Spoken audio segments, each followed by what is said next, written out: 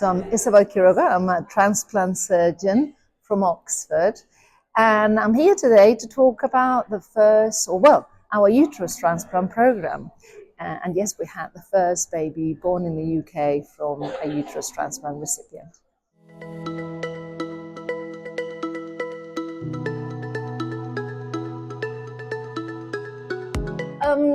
I think a huge responsibility. This was the very first transplant we've ever done in the UK, and I have personally done. So imagine having the hopes and expectations of two people, just the donor and the recipient, but also, of course, their families. It was huge responsibility. I have to say they were incredibly courageous girls. Both of them are truly amazing human beings and individuals. And just to know that they trusted us to sort of put themselves in our hands to go ahead with that operation. So a huge privilege as well. A great privilege to be able to do that for this couple, for this family. And I'm very, very grateful to them, but I'm also grateful, incredibly grateful to my team, the people that worked alongside us and have made this a reality. Definitely my career highlight when we did the transplant and the birth of this baby. But I have to say, one of the most heartwarming days of it all was when Grace, the mother, and Angus, the dad, came to see us in Oxford for the first time after the baby was born. They came for a normal outpatient, and we decided to do a little gathering. So we asked everybody that was involved, everybody from secretaries, admin people, managers, theatre staff, they all came.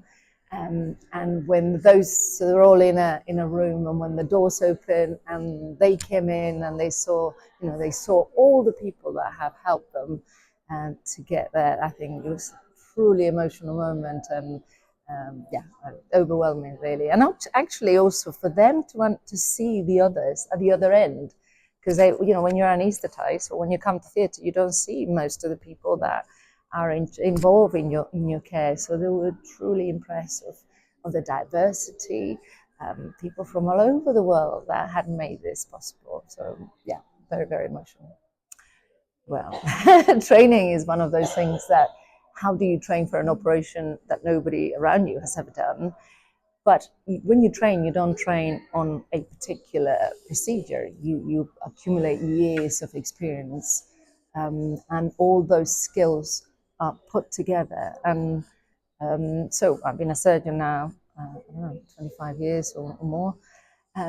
So you are gaining experience every day. We have been getting ready. We were trying to get it sorted for over 9 years before we did it. That's all the regulatory requirements, making sure that everybody in the country and our regulators, every organization within the hospital, and even the NHS as a whole, so NHS England were also consulted. So everybody needed to agree that this was a good thing to do. And once we got all the sign-offs, then COVID hit us, so that delayed us for another couple of years. But anyway, it was a long process, but not all that time was training.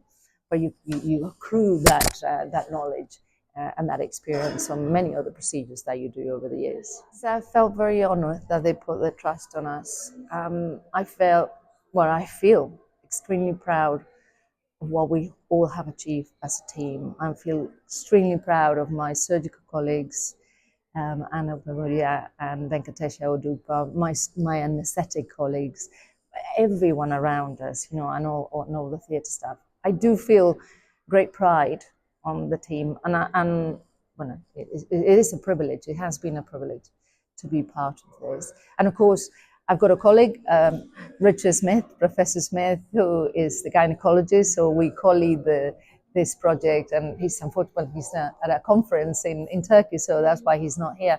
So this team effort, just marrying the two teams, the London gynecology team from Imperial College and Oxford University Hospital team, has been an absolute pleasure. So we can't wait to have more babies and do more transplants and help many other women to achieve their dreams. It is done in the States. There's a few programs in different states there. It was done first successfully in Sweden, and it still carry on being there down there.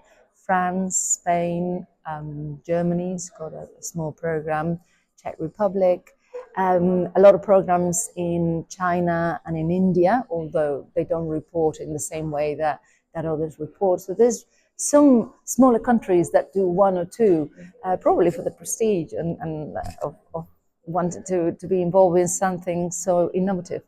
But to date, there is about 135, 140 transplants have been done worldwide, with around 65 babies born to one of ours. Counts with that. So, but yes, many countries have some programs. Not all programs like ours that are sustainable and have plans to continue. So we've done 5. Today we've done 5. So far, all the transplants are viable. We had no thrombosis, which is quite common, quite high rate of thrombosis. So we hadn't had that. And all our women have regular periods and are at different stages in their journey towards motherhood. So the most important thing I would say is just to minimize risk. And ideally, you want to have the womb transplanted whenever it's safe, have an embryo transfer, hopefully a baby or successful pregnancy and a healthy baby. And then we allow them one other child, not more than 2, and then removing the uterus as soon as possible. You want to minimize your exposure to the immunosuppression. So we are hoping that less than 5 years, maximum of 5 years. But if a woman only wants one child, it could be as short as a couple of years. When we set up to do this transplant, I knew I needed a strong team. I needed somebody that I could rely on, somebody that understood what we were all about. And I approached the people that I thought I could work well with. And I have to say, all these individuals immediately said yes. They were delighted to be part of it. And they all know who they are. And without them, we couldn't have done this. So I am very, very grateful to all of them. I'm very proud of my team. And not my team, our team, what we have achieved all together.